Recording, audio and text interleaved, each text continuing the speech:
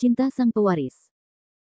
Jika sahabat menyukai cerita ini jangan lupa like, komen dan share. Terima kasih. Bab 816-820. Bab 816. Bukankah kamu baru saja mengatakan bahwa sejumlah uang tidak masalah?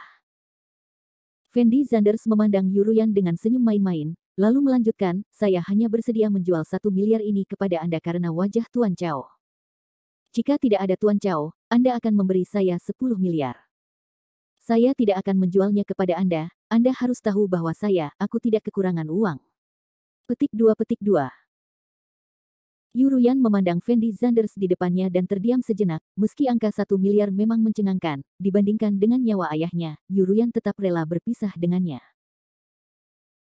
Jadi setelah Yuruyan mengertakkan giginya, dia berkata dengan suara rendah, oke, 1 miliar adalah 1 miliar, saya dapat memberikannya kepada Anda, tetapi saya tidak punya banyak uang tunai di tangan saya sekarang, bolehkah saya mentransfernya ke Anda? Tentu. Fendi Zanders mengangguk, lalu mengeluarkan kartu banknya dan menaruhnya di atas meja. Semua orang melihat posisi Fendi Zanders dengan ekspresi sangat terkejut di wajah mereka. Tidak ada yang mengira Yuruyan akan setuju dengan senang hati. Mengdi masih mengetahui bahan obat dengan baik. Walaupun ginseng merah sangat berharga, namun mustahil satu tanaman ginseng merah bisa terjual seharga 1 miliar, karena sekaya apapun orangnya, mereka tidak akan membelinya dengan harga segitu. Tapi Ciang Ginseng bisa menyelamatkan nyawa ayah Yuruyan, jadi tidak peduli seberapa besar keinginan Fendi Zanders, selama Yuruyan bisa mendapatkannya, Yuruyan hanya bisa mengertakkan gigi dan setuju. Jadi kesepakatan ini sangat hemat biaya bagi Fendi Zanders. Ketika Mengdi mengetahui bahwa Fendi Zanders akan menjual Ciang Ginseng, dia sedikit banyak enggan. Tapi sekarang dia merasa Fendi Zanders menjualnya kepada Yuruyan untungnya, jika itu orang lain, tidak mungkin menjualnya dengan harga ini. Dan Cao Taiseng memandang Yuruyan di depannya dengan ketidakberdayaan di matanya. Faktanya, meskipun Yuruyan memperlakukan Fendi Zanders dengan lebih baik pada awalnya, Fendi Zanders tidak akan pernah menawarkan harga sebesar itu. Yuruyan melihat kartu bank yang dikeluarkan Fendi Zanders dan menarik napas dalam-dalam, lalu mengeluarkan ponselnya dan menelepon. Setelah berbicara selama beberapa menit, Yuruyan meletakkan teleponnya dan berkata dengan lembut kepada Fendi Zanders, saya baru saja selesai berbicara dengan petugas keuangan perusahaan kita, dan saya rasa saya dapat menghubungi Anda uangnya nanti, sekarang Anda dapat mengirimkannya sudahkah kamu memberikan Yang Shen kepadaku? Saya masih memiliki syarat ketiga yang belum saya katakan. Fendi Zanders menatap Yuruyan dengan ringan, dan berkata tanpa ekspresi. Jejak ketidakberdayaan melintas di mata Yuruyan, dan dia bertanya kepada Fendi Zanders dengan suara rendah, oke, apalagi yang kamu punya, tolong beritahu aku secepatnya. Syarat ketiga saya adalah saya ingin 10% saham keluarga Yu Anda. Setelah mendengar kata-kata Fendi Zanders, semua orang yang hadir membuka mulut lebar-lebar, dengan ekspresi sangat terkejut di wajah mereka. Tidak ada yang mengira Fendi Zanders akan mengajukan permintaan seperti itu. Sebelumnya Fendi Zanders berkata bahwa dia akan mengambil bahan obat tersebut dari tangan Yuruyan, dan kemudian menjual Ciang Ginseng dengan harga tinggi 1 miliar. Tuntutan ini sudah terlalu berlebihan di mata masyarakat awam. Tapi Yuruyan tidak punya pilihan, dia sangat membutuhkan tanaman ginseng merah itu sekarang, jadi Yuruyan hanya bisa mengertakkan gigi dan setuju. Namun tidak ada yang menyangka bahwa syarat ketiga Fendi Zanders adalah meminta 10% saham keluarga Yu. Fendi Zanders, apakah kamu gila? Setelah terkejut sebentar, Yuruyan tiba-tiba berdiri, menatap matanya yang besar dan berair, dan meneriaki Fendi Zanders dengan ekspresi yang sangat bersemangat. Pada saat ini, emosi Yuruyan yang tertahan di dalam hatinya akhirnya pecah. Dia merasa Fendi Zanders bertindak terlalu jauh, dan dia jelas-jelas menindas dirinya sendiri.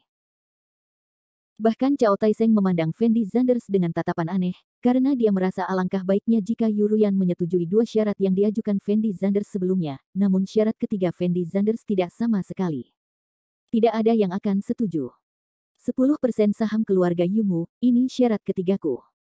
Jika kamu setuju, aku bisa memberimu Ciang Ginseng sekarang, tapi jika kamu tidak setuju, bahan obat itu masih tersedia. Saya akan mengembalikan uang tunai 1 miliar itu kepada Anda harus memikirkannya. Fendi Zanders berkata dengan nada yang sangat tenang. Kamu gila, kamu pasti gila. Yuruyan berteriak dengan ekspresi yang sangat bersemangat, dan kemudian melanjutkan, tahukah Anda apa yang diwakili oleh 10% saham keluarga Yu kita? Kamu pikir kamu siapa? Mengapa saya harus memberi Anda 10%? 10 saham. Keluarga Yu milik Yuruyan adalah keluarga terbesar di Asia Tenggara. Ada banyak sekali perusahaan yang berada di bawahnya, dan industri yang terlibat juga beragam.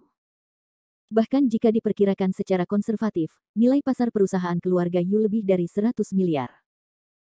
Jika Fendi Zanders mendapat 10% saham keluarga Yu, itu setara dengan mendapatkan puluhan miliar secara langsung. Itulah sebabnya semua orang merasa permintaan Fendi Zanders agak berlebihan. Bagaimanapun, Yuruyan baru saja memberi Fendi Zanders uang tunai 1 miliar, dan sekarang Fendi Zanders meminta saham lagi, yang jelas merupakan mulut terbuka bagi singa. Fendi Zanders, mustahil bagiku untuk menyetujui kondisimu. Anda bahkan tidak tahu apa arti 10% saham. Saya menyarankan Anda untuk mengubah kondisinya. Yuruyan berteriak pada Fendi Zanders dengan suara rendah. Saya tidak akan mengubah syaratnya. Saya ingin 10% sahamnya. Jika Anda berjanji, saya akan memberi Anda ginseng merah. Jika Anda tidak setuju, Anda boleh pergi sekarang. Fendi Zanders duduk di tempat dan berkata dengan nada yang sangat tenang.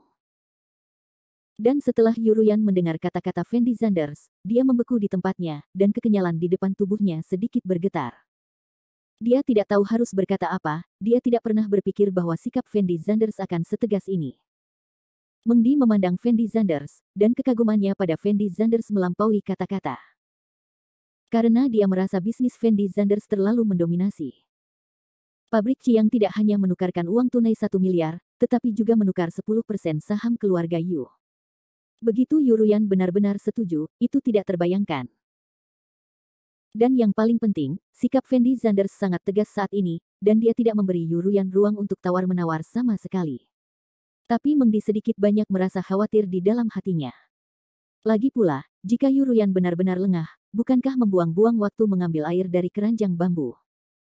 Tidak mungkin, aku tidak akan memberimu 10% sahamnya, jangan pernah memikirkannya. Melihat posisi Fendi Zanders, Yuruyan menggelengkan kepalanya sedikit, dan berkata dengan ekspresi yang sangat tegas. Karena kamu tidak bisa menerimanya, maka kamu bisa pergi sekarang. Fendi Zanders memandang Yuruyan dan berkata dengan ringan. Fendi Zanders, apakah kamu bertindak terlalu jauh?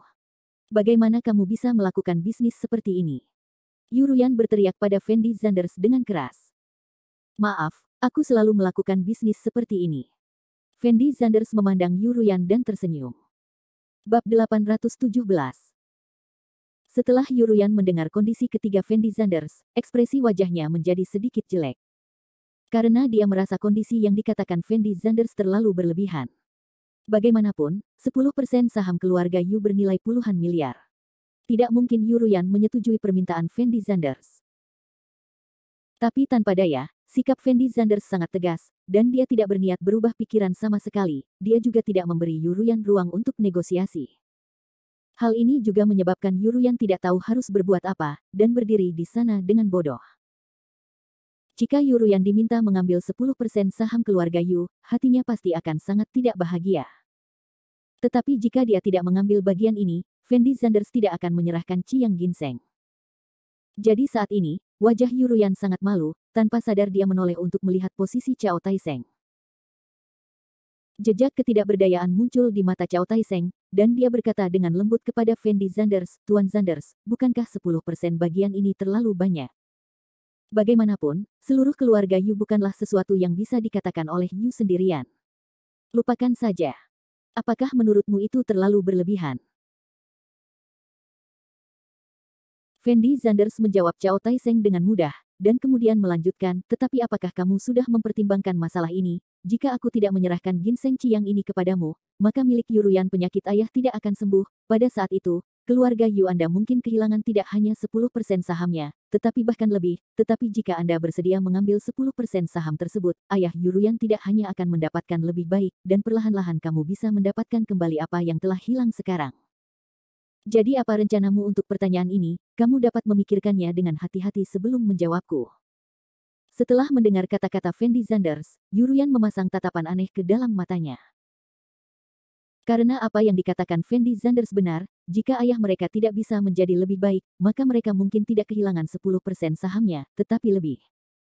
Dan 10% saham ini dapat menyelamatkan nyawa ayahnya. Jadi tidak masalah dari sudut mana kamu melihatnya, itu adalah pilihan terbaik bagi Yuruyan untuk menyetujui permintaan Fendi Zanders saat ini. Tetapi jika saham keluarga Yu diserahkan begitu saja seperti ini, Yuruyan masih sangat tidak yakin di dalam hatinya. Apalagi jika Anda memberikannya kepada orang seperti Fendi Zanders, Anda akan semakin enggan. Bagaimana pertimbanganmu? Fendi Zanders menoleh untuk melihat Yuruyan, dan bertanya dengan lembut pada Yuruyan. Dan Yuruyan menarik napas dalam-dalam, lalu berkata kepada Fendi Zanders dengan suara rendah, Fendi Zanders, saya setuju dengan syarat yang Anda usulkan, dan saya dapat memberi Anda 10% saham keluarga Yu kami, tetapi saya aku belum punya ini sekarang, aku harus menunggu sampai ayahku sembuh dari penyakitnya sebelum aku bisa memberimu bagian ini. Bisa. Fendi Zanders mengangguk ringan, lalu dengan lembut berkata kepada Mengdi, beri mereka Ciyang Ginseng. Mengdi membeku sesaat, lalu buru-buru berbalik dan berjalan ke atas. Beberapa menit kemudian, Mengdi mengeluarkan kotak obat berisi ginseng merah, dan menyerahkannya kepada Yuruyan. Setelah Yuruyan mengambil kotak obat, dia langsung membukanya, dan meminta Cao Taiseng untuk memeriksanya dengan cermat. Nona, ini memang ginseng yang merah. Cao Taiseng berkata pada Yuruyan dengan penuh semangat. Setelah mendengar kata-kata Cao Taiseng, mata Yuruyan bersinar karena kegembiraan. Lagi pula, setelah menghabiskan begitu banyak usaha, Yuruyan akhirnya mendapatkan Ciyang Ginseng. Fendi Zanders, selama ayahku sembuh, aku akan meminta ayahku memberimu 10% sahamnya. Adapun bahan obat yang kamu butuhkan, aku akan mengirimkan seseorang kepadamu sebentar lagi. Yuruyan melihat ke Fendi Zanders dan berkata dengan serius. Bagus. Fendi Zanders sedikit mengangguk. Kalau tidak ada yang lain, aku pergi dulu. Ada tatapan aneh di mata Yuruyan, dan dia berkata dengan lembut kepada Fendi Zanders. Dan Fendi Zanders mengangguk lagi. Yuruyan memimpin Cao Taiseng dan yang lainnya langsung menuju luar hotel.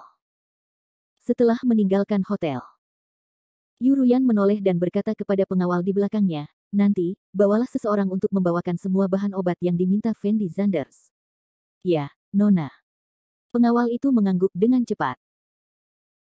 Namun setelah ragu-ragu beberapa saat, dia bertanya dengan lembut kepada Yuruyan, Nona Yu, apakah Anda benar-benar berencana memberikan 10% saham kepada orang itu?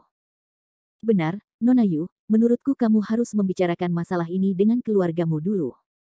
Cao Taiseng juga membujuk dengan suara rendah. Setelah Yuruyan mendengar apa yang dikatakan Cao Taiseng dan pengawalnya, kilatan kemarahan melintas di matanya, lalu dia menatap matanya yang besar dan berair dan berteriak, Fendi Zanders ini benar-benar serakah. Mengambil 1 miliar uang tunai dari saya, dan sekarang menginginkan 10% saham keluarga Yu kita, menurutku dia pasti gila. Nona, apa maksud kalimat ini? Setelah Cao Taiseng ragu-ragu sejenak, dia bertanya dengan lembut pada Yuruyan. Apa yang saya maksud? Yuruyan mencibir, lalu berkata dengan ringan, karena Fendi Zanders memberiku Ciyang Ginseng, aku juga akan memberinya apa yang harus kuberikan padanya sesuai kesepakatan, tapi untuk 10% sahamnya, dia lebih baik tidak memikirkannya, saya tidak akan pernah memberikannya padanya, Nona, bukankah Anda baru saja berjanji pada Tuan Zanders? Apakah Anda akan menarik kembali kata-kata Anda sekarang? Setelah Cao Taiseng mendengar kalimat ini, ekspresinya langsung berubah, dan dia buru-buru berteriak dengan suara rendah. Jadi bagaimana jika aku berjanji padanya? Lagi pula, sekarang Ciyang Ginseng ada di tanganku, tidak bisakah aku menarik kembali janjiku padanya? Aku bisa memuaskannya dengan 2 syarat pertama, tapi hanya syarat ketiga. Tidak mungkin bagiku menyetujui kondisi ini. Yuruyan mencibir dengan nada menghina, lalu melanjutkan, Fendi Zanders ini benar-benar keterlaluan. Dia bahkan menginginkan 10% saham keluarga Yu kita. Saya pikir dia hanya bermimpi. Nona, menurutku mungkin tidak pantas bagimu melakukan ini. Bagaimanapun, kami telah membuat perjanjian dengan Tuan Zanders. Jika kamu menarik kembali kata-katamu sekarang, kata Cao Taiseng dengan sungguh-sungguh. Apa yang akan terjadi jika aku menarik kembali kata-kataku sekarang? Itu hanya perjanjian lisan dengan Fendi Zanders. Orang bodoh ini tidak pernah menandatangani kontrak denganku, dan tidak ada pengacara yang hadir. Dia tidak punya bukti untuk membuktikan bahwa aku berjanji padanya, jadi aku bahkan jika dia tidak memberinya 10% sahamnya, dia tidak bisa berbuat apa-apa padaku. Bahkan jika dia pergi ke pengadilan untuk menuntutku, aku tidak takut. Sebagai seorang pengusaha, Yuruyan secara alami tahu bahwa apa yang dia katakan kepada Fendi Zanders barusan tidak memiliki akibat hukum sama sekali. Jadi meskipun dia bertobat sekarang, Fendi Zanders tidak ada hubungannya dengan dia. Bab 818. Meskipun Yuruyan seumuran dengan Fendi Zanders, Yuruyan telah memasuki masyarakat selama bertahun-tahun, dan telah lama bekerja di perusahaannya sendiri. Mengenai masalah bisnis, Yuruyan lebih tahu dari siapapun. Yuruyan baru saja berjanji kepada Fendi Zanders bahwa dia akan memberinya 10% saham keluarga Yu. Namun itu tidak lebih dari kesepakatan lisan, dan tidak mempunyai akibat hukum sama sekali. Apalagi tidak ada bukti seperti rekaman video. Jika Yuruyan meninggal dan menolak mengakuinya, Fendi Zanders tidak akan ada hubungannya dengan dia.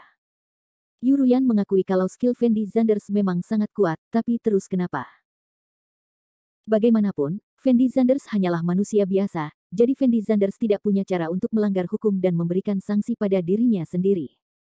Meskipun itu tuntutan hukum, Yuruyan tidak akan takut. Nona, apakah menurutku agak buruk bagi kita melakukan ini? Setelah Cao Taiseng mendengar kata-kata Yuruyan, sedikit kekhawatiran muncul di matanya, dan kemudian dia berkata dengan lembut kepada Yuruyan, Nona Yu, menurutku mungkin tidak pantas bagi kita melakukan ini. Ada apa? Yuruyan membeku sesaat, lalu bertanya pada Cao Taiseng dengan nada bingung. Nona, jika Anda menolak mengakuinya, saya khawatir Tuan Zanders tidak akan menyerah begitu saja. Cao Taiseng menjawab dengan suara rendah. Setelah Yuruyan mendengar kata-kata Cao Taiseng, dia terlihat sedikit menghina, dan berkata dengan ringan, bahkan jika dia tidak cukup baik untuk melepaskannya, lalu kenapa? Fendi Zanders itu hanyalah manusia biasa, dan sekarang diatur oleh hukum. Dalam masyarakat, apapun masalahnya, hukum pembuktian perlu dijelaskan. Tidak peduli seberapa kuat Fendi Zanders, dia masih bisa melampaui hukum. Aku tidak percaya dia bisa melakukan apapun padaku. Kenapa? Cao Taiseng memandang Yuruyan dan menghela nafas pelan, tidak tahu harus berkata apa. Ini adalah lembah Raja Pengobatan. Saya tidak akrab dengan tempat ini. Jika di Asia Tenggara, saya bisa menangkap Fendi Zanders dan memenjarakannya hanya dengan satu kata. Lalu aku akan melihat bagaimana dia akan menjadi sombong terhadapku. Ini pertama kalinya aku menderita kerugian untuk wanita ini, aku bisa memberinya 1 miliar uang tunai adalah keuntungan terakhirku. Setelah Yuruyan selesai mengatakan ini, dia menyisir rambutnya dengan sangat anggun, lalu menginjak kakinya yang tinggi. Memakai sepatu hak tinggi dan berjalan ke depan dengan genit. Cao Taiseng berdiri di sana dengan ekspresi tak berdaya, dan ingin berbicara. Tapi pada akhirnya dia menahan diri, tidak bisa menahan nafas, dan bergumam dengan suara rendah, Nona, kamu masih terlalu muda, Tuan Zanders tidak begitu mudah untuk dihadapi. Setelah saya kembali kali ini, saya harus berdiskusi dengan baik dengan tuannya. Bahkan jika saya tidak mengambil 10% sahamnya, saya masih harus memberikan sejumlah kompensasi kepada Tuan Zanders. Masalah ini harus ditangani dengan baik, jika tidak maka akan timbul masalah. Apa masalahnya? Setelah Cao Taiseng menarik napas dalam-dalam, dia mengikuti langkah Yuruyan. Bagaimanapun, Yuruyan masih belum berpengalaman di dunia ini, dan terkadang dia tidak bisa memikirkan segala sesuatunya secara komprehensif seperti Cao Taiseng. Di mata Yuruyan, Fendi Zanders sedikit lebih kuat. Tetapi Cao Taiseng tahu bahwa karena Fendi Zanders mampu mengalahkan Zhou Yanluo, itu berarti identitas dan latar belakang Fendi Zanders tidaklah sederhana, dan bukanlah pilihan bijak untuk memprovokasi orang seperti itu. Dan sisi lainnya. Setelah Mengdi melihat Yuruyan dan yang lainnya pergi seperti ini, ekspresi wajahnya tampak sedikit tidak berdaya. Dia tidak bisa menahan cemberutnya dan berkata kepada Fendi Zanders, Tuan Zanders, apakah kamu benar-benar akan membiarkan wanita Yuruyan itu pergi seperti ini? Apa lagi yang bisa kulakukan? Aku tidak bisa membiarkan wanita ini bersamaku sepanjang waktu. Jawab Fendi Zanders ringan. Tetapi jika kamu membiarkan dia mengambil obat mujarab seperti ini, bagaimana jika dia memalingkan wajahnya dan menyangkal siapapun? Mengdi berkata dengan nada khawatir. Balikkan wajahmu dan tolak orang. Setelah Fendi Zanders mendengar kata-kata Mengdi, dia tidak bisa menahan senyum sedikit pun, lalu berkata dengan lembut, menurut karakter Yuruyan, dia pasti akan meninggalkan orang lain, tapi terkadang dia tidak bisa menahan diri untuk tidak memunggunginya. Yang lain. Mengdi memandang Fendi Zanders dengan ekspresi bingung di wajahnya, dan kemudian berkata dengan suara rendah, Tuan Zanders, kami belum menandatangani kontrak dengan Yuruyan ini. Ruyan tidak ada hubungannya. Kamu tidak perlu khawatir tentang ini, secara alami aku akan punya cara untuk mendapatkan kembali hutang Yuruyan padaku. Fendi Zanders menjawab dengan ringan. Sebenarnya, Fendi Zanders sudah membuat rencana. Fendi Zanders mengetahui bahwa keluarga Yu tempat tinggal Yuruyan adalah seorang pengusaha kaya dari Asia Tenggara. Dan Fendi Zanders kebetulan memiliki beberapa bisnis di Asia Tenggara, dan orang yang mengelola bisnis tersebut adalah ayah Zhou Muxue, Zhou Chaoyang. Jadi kapan waktunya datang, jika Yuruyan berani memalingkan wajahnya dan menyangkal siapapun, Fendi Zanders dapat menggunakan kekuatan Zhou Chaoyang untuk menghadapi keluarga Yu. Keluarga Yu selalu menjadi pesaing terbesar Zhou Chaoyang di Asia Tenggara. Jika Yuruyan berakal sehat, dia akan melakukannya dengan patuh menyerahkan 10% sahamnya, yang akan berdampak besar pada perluasan wilayah bisnis Zhou Chaoyang di Asia Tenggara. Bantuan, dan Fendi Zanders juga dapat membiarkan Zhou Chaoyang mencapai kemitraan strategis dengan keluarga Yu, yang sangat bermanfaat kepada kedua belah pihak. Tapi jika Yuruyan bodoh, tidak ada jalan lain. Fendi Zanders hanya bisa memilih untuk membiarkan Zhou Chaoyang mencaplok keluarga Yu. Faktanya, Fendi Zanders telah mendiskusikan masalah ini dengan Zhou Chaoyang. Setelah Fendi Zanders mengetahui identitas Yuruyan, dia segera menelepon Zhou Chaoyang dan menanyakan situasi Yuruyan. Namun yang tidak pernah disangka Fendi Zanders adalah adanya konflik besar antara perusahaan Yu dan perusahaan Zhou Chaoyang di Asia Tenggara. Selama bertahun-tahun, Zhou Chaoyang telah berusaha mencari cara untuk menangani keluarga Yu, tetapi dia tidak pernah menemukan peluang yang cocok. Dan Yuruyan sama sekali tidak mengetahui identitas asli Fendi Zanders, atau hubungan antara Fendi Zanders dan Zhou Chaoyang, jadi dia secara tidak sengaja mengungkapkan bahwa ayahnya telah koma selama bertahun-tahun. Berita ini seharusnya sangat bermanfaat bagi Zhou Chaoyang. Paling tidak, Zhou Chaoyang bisa memanfaatkan penyakit ayah Yuruyan untuk menjarah sumber daya keluarga Yu sepuasnya. Selain itu, Fendi Zanders juga tahu bahwa Yuruyan hampir mengosongkan seluruh keluarga Yu demi menemui dokter untuk ayahnya, dan sekarang dia memberi Fendi Zanders 1 miliar uang tunai lagi, pasti akan ada masalah besar dengan rantai modal keluarga Yu. Ini juga dapat memberi Zhou Chaoyang peluang yang sangat bagus. Setelah ayah Yuruyan sembuh dari penyakitnya, posisi keluarga Yu akan menjadi sangat pasif, dan Zhou Chaoyang dapat banyak mengambil inisiatif. Bab 819. Meskipun 3 syarat yang diajukan oleh Fendi Zanders dan Yuruyan tampaknya tidak ada hubungannya satu sama lain di permukaan. Namun inilah jalan yang dibuat oleh Fendi Zanders untuk membantu Zhou Chaoyang mengendalikan bisnis di Asia Tenggara. Fendi Zanders bahkan tidak berpikir bahwa dia datang ke lembah Yaowang kali ini untuk mengumpulkan beberapa bahan obat, tetapi secara tak terduga mendapatkan keuntungan lainnya. Setelah penyakit ayah Yuruyan benar-benar membaik, keluarga Yu hanya punya 2 pilihan saat itu. Pilihan pertama adalah dengan jujur menyerahkan 10% sahamnya. Fendi Zanders mengetahui bahwa ayah Yuruyan hanya memiliki kurang dari 50% saham, dan sisa sahamnya tersebar di tangan pemegang saham lain, jadi selama Fendi Zanders mendapat 10% sahamnya cukup untuk Fendi Zanders menjadi pemegang saham terbesar kedua di keluarga Yu. Selain itu, selama kurun waktu tersebut, Zhou Chaoyang dapat membeli sebagian saham dari pemegang saham kecil lainnya. Saat itu, Fendi Zanders diam-diam bisa menjadi pemegang saham terbesar keluarga Yu. Fendi Zanders secara logis dapat membantu Zhou Chaoyang menyingkirkan saingan bisnis terbesarnya di Asia Tenggara.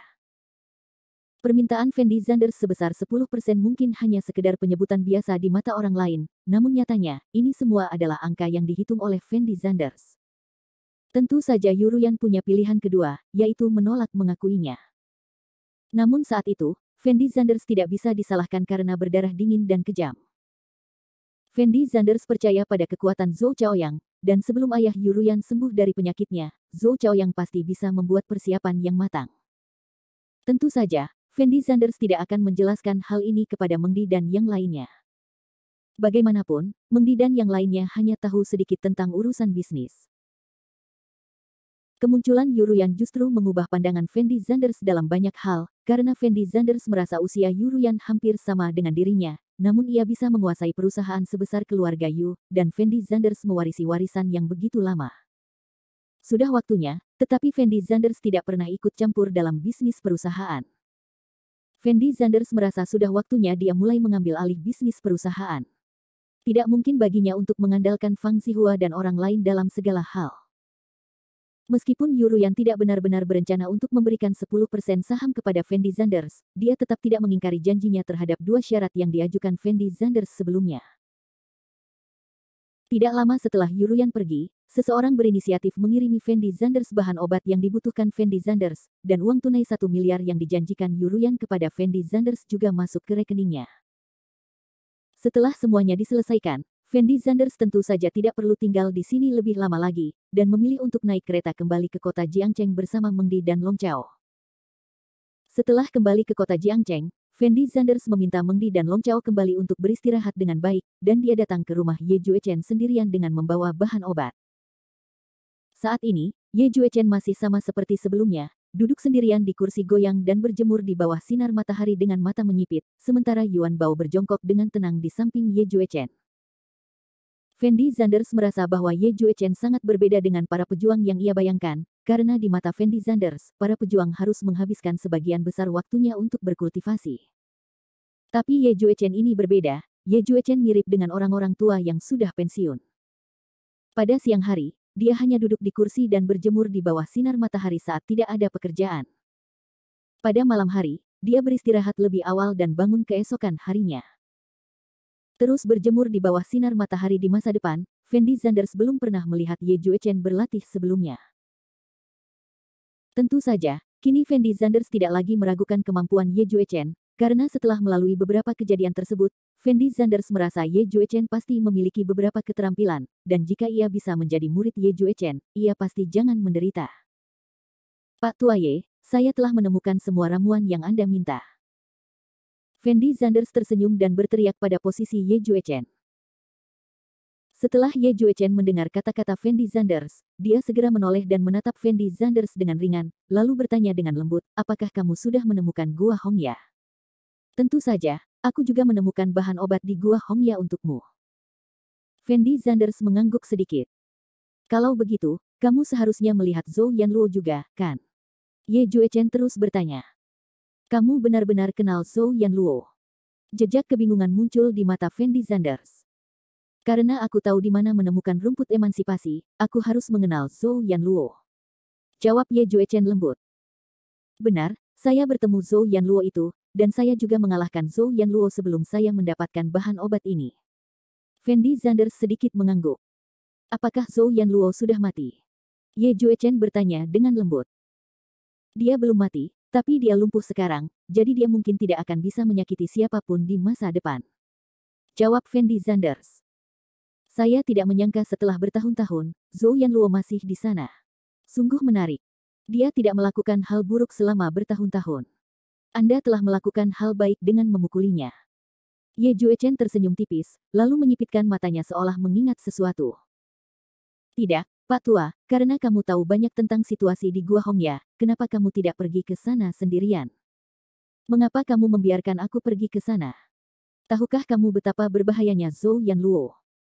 Fendi Zanders tiba-tiba menyadari ada yang tidak beres, mengerutkan kening dan berteriak pada Ye Juechen.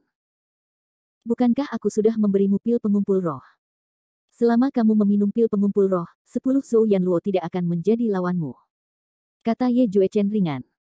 Ini bukan tentang pil. Saya tidak mengerti.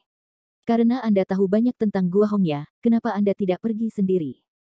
Mengapa Anda membiarkan saya pergi ke sana? Apakah Anda hanya ingin melatih saya? Fendi Zanders bertanya dengan nada bingung. Melatihmu? Ye Juechen tersenyum menghina setelah mendengar ini, dan kemudian berkata dengan ringan, apa yang dapat kamu lakukan untuk berolahraga? Lalu kenapa aku harus melepaskanku? Fendi Zanders bertanya. Saya tahu bahwa rumput pemanggil jiwa ada di Gua Hongya, dan saya juga tahu bahwa Zhou Yanluo telah menjaga rumput pemanggil jiwa di tempat itu sepanjang waktu, dan alasan mengapa saya tidak pergi ke sana adalah karena saya jangan repot-repot melakukan hal semacam ini. Ye Juechen menjawab dengan ringan. Apakah kamu merasa malu? Fendi Zanders bertanya dengan bingung. Yah, jika aku mencoba mengambil ramuan pemanggil jiwa sendiri, aku mungkin akan menjadi bahan tertawaan orang lain. Lagi pula, akan sangat memalukan bagi orang setingkatku untuk melakukan hal-hal seperti merebut ramuan obat orang lain. Ye Juechen juga tidak menyangkalnya, hanya mengangguk dan berkata. Melihat Ye Juechen, Fendi Zanders langsung terdiam. Dia menatap matanya dan berteriak, baiklah, orang tua yang jahat, jika kamu merasa malu, biarkan aku pergi, kan? Apa aku tidak malu? Lagi pula, tidak ada yang mengenalmu, jadi apa yang membuatmu malu? Ye Juechen menjawab Fendi Zanders dengan percaya diri. Setelah Fendi Zanders mendengar kata-kata Ye Juechen, dia langsung terdiam, tidak tahu bagaimana membantahnya. Bab 820. Tumbuh besar, ini pertama kalinya Fendi Zanders melihat seseorang berkulit tebal seperti Ye Juechen. Karena Fendi Zanders menyadari bahwa dia tidak punya cara untuk berdebat dengan orang seperti Ye Juechen. Dan bagaimanapun juga, Fendi Zanders telah kembali dari lembah Yaowang, jadi tidak masuk akal untuk berdebat dengan Ye Juechen tentang hal ini sekarang. Orang tua, saya telah menyelesaikan tugas yang Anda berikan kepada saya untuk Anda. Menurut perjanjian awal antara kita berdua, bukankah Anda harus menerima saya sebagai murid Anda sekarang?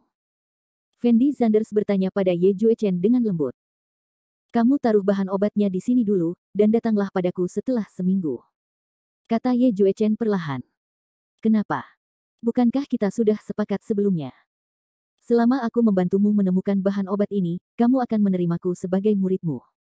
Kamu tidak ingin menarik kembali kata-katamu, bukan? Fendi Zanders bertanya pada Ye Juechen tanpa daya. Ye Juechen tidak pernah mengikuti aturan, jadi Fendi Zanders agak khawatir. Apa yang aku janjikan padamu, secara alami aku akan melakukannya, tetapi untuk alasan mengapa aku memintamu untuk datang kepadaku lagi dalam seminggu, aku tidak bisa memberitahumu sekarang, tetapi kamu akan tahu dalam seminggu. Jawab Ye Juechen kepada Fendi Zanders dengan ringan. Setelah minggu itu, kamu akan menerimaku sebagai murid magang, bukan? Fendi Zanders bertanya dengan lembut. Kebaikan. Ye Juechen sedikit mengangguk. Setelah Fendi Zanders melihat Ye Juechen mengangguk setuju, dia tidak bertanya lagi. Karena Fendi Zanders tahu di dalam hatinya bahwa meskipun dia bertanya, Ye Juechen tidak akan pernah menjawabnya, jadi lebih baik menunggu seminggu kemudian, lagi pula, seminggu bukanlah waktu yang lama. Oke, kalau tidak ada yang lain, aku akan kembali dulu. Aku sudah berkeliling di lembah Yaowang selama berhari-hari, jadi aku harus kembali dan istirahat yang baik. Fendi Zanders tidak bisa menahan diri untuk melakukan peregangan, lalu berbalik dan bersiap untuk pergi. Ngomong-ngomong, apakah Ciang Ginseng dan bunga susaku juga ada di tanganmu? Saat ini, Ye Juechen tiba-tiba bertanya. Apa ginseng matahari merah dan bunga susaku, aku tidak tahu. Fendi Zanders membeku sesaat, lalu langsung menggelengkan kepalanya. Oke, jangan berpura-pura padaku. Ada 3 jenis bahan obat di Gua Hongya. Karena kamu bisa menemukan rumput pemanggil jiwa, berarti ginseng matahari merah dan bunga susaku pasti ada di tanganmu. Kamu punya sepotong itu. Tetap di sini. Ye Juechen berkata perlahan. Setelah Fendi Zanders mendengar apa yang dikatakan Ye Juechen, ekspresi wajahnya sangat tidak berdaya, dan dia tidak tahu harus berkata apa. Fendi Zanders tidak pernah berpikir bahwa Ye Juechen akan tahu banyak tentang situasi di Gua Hongya. Fendi Zanders awalnya berencana untuk menyimpan sisa bunga susaku, mungkin dia bisa menjualnya untuk sejumlah uang di masa depan, tapi dia tidak menyangka Ye Juechen bahkan menginginkan bunga susaku. Saya memberikan ginseng Ciang kepada orang lain, dan sekarang hanya tersisa susaku, apakah Anda ingin lebih? Setelah Fendi Zanders ragu-ragu sejenak, dia bertanya pada Ye Juechen dengan nada tak berdaya. Ingin. Ye Juechen mengangguk tanpa ragu sedikit pun. Kenapa kamu menginginkan semuanya? Aku pergi ke lembah Yaowang kali ini dan tidak mendapatkan apa-apa, kan? Pak Tua, apakah kamu bertindak terlalu jauh? Fendi Zanders berteriak dengan penuh semangat. Kamu seharusnya menjual ginseng merah dengan harga yang banyak, bagaimana kamu bisa mengatakan bahwa kamu tidak mendapatkan apa-apa, jawab Ye Juechen ringan. Dahi. Setelah Fendi Zanders mendengar kata-kata Ye Juechen, ekspresi wajahnya tampak semakin terdiam. Pada saat ini, Fendi Zanders merasa Ye Juechen telah mengikutinya sepanjang waktu, jika tidak, mengapa dia tahu segalanya? Percuma menyimpan bunga susaku itu di tanganmu, kenapa tidak memberikannya padaku? Pada saat ini, Ye Juechen berbicara lagi. Meski sangat enggan, pada akhirnya Fendi Zanders menyerahkan bunga Suzaku tersebut kepada Ye Juechen, lalu meninggalkan rumah Ye Juechen sendirian. Ketika Fendi Zanders meninggalkan rumah Ye Juechen, saat itu sudah jam 10 malam, dan langit di luar sudah gelap. Selain itu, Ye Juechen tinggal di lokasi yang sangat terpencil, sehingga sulit mendapatkan taksi. Fendi Zanders tidak punya pilihan selain berjalan menuju Dijing Manor sambil menunggu untuk melihat apakah ada taksi yang lewat. Dulu ketika dia tidak punya uang, Fendi Zanders enggan mengeluarkan uang untuk naik taksi, jadi dia terbiasa berjalan kaki. Pada dasarnya, perjalanan sejauh 5 atau 6 kilometer bukanlah apa-apa bagi Fendi Zanders. Tolong, tolong. Tetapi ketika Fendi Zanders melewati sebuah danau yang indah, dia tiba-tiba mendengar teriakan seorang wanita. Fendi Zanders tanpa sadar mengira seseorang telah jatuh ke dalam danau Landskap, jadi dia bergegas langsung menuju danau Landskap. Tetapi ketika Fendi Zanders berlari ke danau yang indah itu, dia menemukan bahwa tidak ada seorang pun yang jatuh ke dalam danau sama sekali. Sebaliknya, suara minta tolong sepertinya datang dari hutan di samping danau yang indah, jadi Fendi Zanders berlari menuju hutan tanpa memikirkannya. Setelah memasuki hutan, Fendi Zanders menemukan seorang pria berpenampilan malang sedang menekan seorang wanita cantik berpakaian keren ke tanah. Dia menutup erat mulut si cantik dengan tangan kanannya, sementara tangan kirinya dengan panik menarik-narik pakaian si cantik. Keindahan yang tergeletak di tanah acak-acakan, dan Fendi Zanders samar-samar bisa melihat pemandangan yang terlihat di dada keindahan itu. Sial, aku hanya menyukai wanita yang berpakaian gaya sepertimu. Lampu depan di dadamu terlalu besar, dan pahamu begitu putih dan lembut. Aku telah menemukan harta karun hari ini. Jangan takut, cantik, asalkan jika kamu bekerja sama denganku dengan baik, aku berjanji akan membuatmu bahagia. Dan pria malang di tubuh cantik itu masih sangat emosional saat ini, jadi dia tidak menyadari bahwa Fendi Zanders telah datang di belakangnya sama sekali. Sementara si cantik berjuang dan mati-matian meminta bantuan, matanya penuh dengan keputusasaan. Berhenti. Saat ini, Fendi Zanders tiba-tiba berteriak. Setelah mendengar perkataan Fendi Zanders, pria malang itu menoleh untuk melihat posisi Fendi Zanders. Tanpa ragu-ragu, Fendi Zanders mengangkat kakinya dan langsung menendang pantat pria malang itu. Anda harus tahu bahwa kekuatan Fendi Zanders tidak sebanding dengan orang biasa. Tendangan Fendi Zanders langsung membuat pria malang itu terbang. Detik berikutnya, pria malang itu terjatuh ke tanah, meratap kesakitan. Pria malang itu tergeletak di tanah dan meronta beberapa saat. Dia tahu bahwa keterampilan Fendi Zanders tidak sederhana, dan dia sama sekali bukan lawan Fendi Zanders. Selain itu, dia jelas sedikit bersalah saat ini, jadi dia bangkit dan berlari menuju posisi depan. Kamu masih ingin lari? Ketika Fendi Zanders melihat pria malang itu hendak lari, dia hendak menyusulnya. Tetapi pada saat ini, wanita cantik yang tergeletak di tanah buru-buru berteriak, orang itu membawa pisau, sebaiknya kamu berhenti mengejarnya. Setelah Fendi Zanders mendengar kata-kata wanita cantik itu, dia tidak bisa menahan diri untuk tidak tertegun sejenak. Lalu berhenti, menghampiri wanita itu, dan bertanya dengan lembut, apakah kamu baik-baik saja? Aku baik-baik saja. Si cantik buru-buru menjawab Fendi Zanders, lalu perlahan berdiri.